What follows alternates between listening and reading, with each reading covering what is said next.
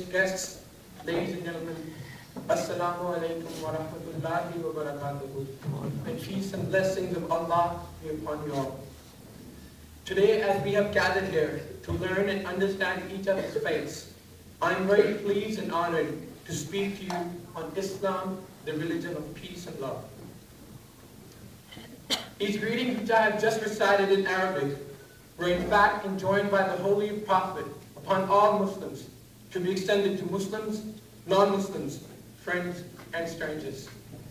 It contains the very essence of the teachings of Islam, which means nothing but the unqualified submission to the will of Allah and peace for all. Ladies and gentlemen, let me start off with the word Islam. Islam itself means peace, obedience, and submission to the will of Allah. Yet, another meaning is making peace and achieving reconciliation. One meaning is to leave someone when he is likely to cause you harm, and another meaning is to walk together in harmony. The purpose of telling you about these definitions of the name of Islam, given by God Almighty to this religion, is because the sum total of its teachings and the Islamic laws include within it love, tolerance, endurance, service to humanity, and freedom of conscience. Islam is a very unique religion in the sense that all Muslims believe that there have been 124,000 messengers who have come to the world.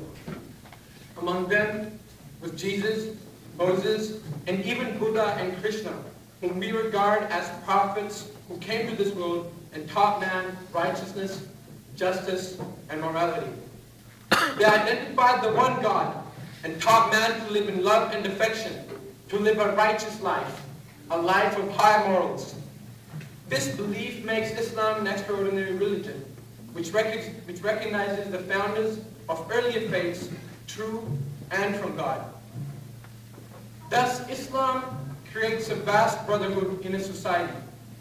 In this respect, the Holy Quran says, O mankind, we have created you from a male and a female, and we have made you into tribes and sub-tribes, that you may recognize one another.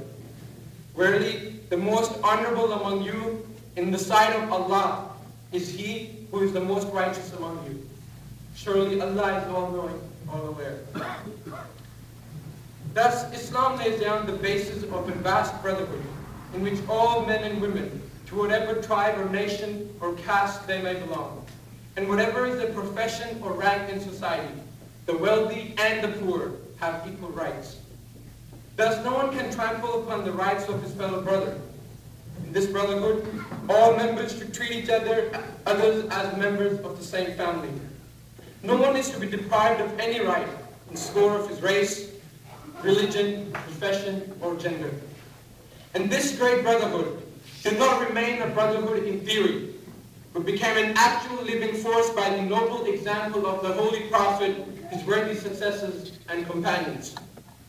The strict rule of brotherhood is laid down in the following words of the Holy Prophet. He says, none of you is a believer in God until he loves for his brother what he loves for himself. Ladies and gentlemen, the whole human race is but one family. Divisions into tribes, nations, and races are meant only to give them better knowledge of one another's national characteristics and good qualities. At the occasion of the last pilgrimage at Makkah, the Holy Prophet, addressing a vast concourse of Muslims, said, all of you are equal. All men, whatever nation or tribe they may belong to, and whatever station in life they may hold, are equal. Then he raised his two hands and joining the fingers of one hand with the other, he added, even as the fingers of the two hands are equal, so are human beings equal to one another. No one has any right, any superiority to claim over another. You are as brothers. O men, your God is one and your ancestor is one. An Arab possesses no superiority over a non-Arab, nor does a non-Arab over an Arab. A white man is nowhere superior to a black, nor for that matter is a black man better than a white, but only to the extent to which he discharges his duty to God and man.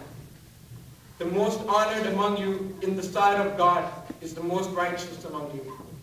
The Holy Prophet goes on to say, even as this month is sacred, this land inviolate, and this day holy, so has God made the lives, property, and honor of every man sacred. To take any man's life or his property or attack his honor is as unjust and wrong as to violate the sacredness of this day, this month,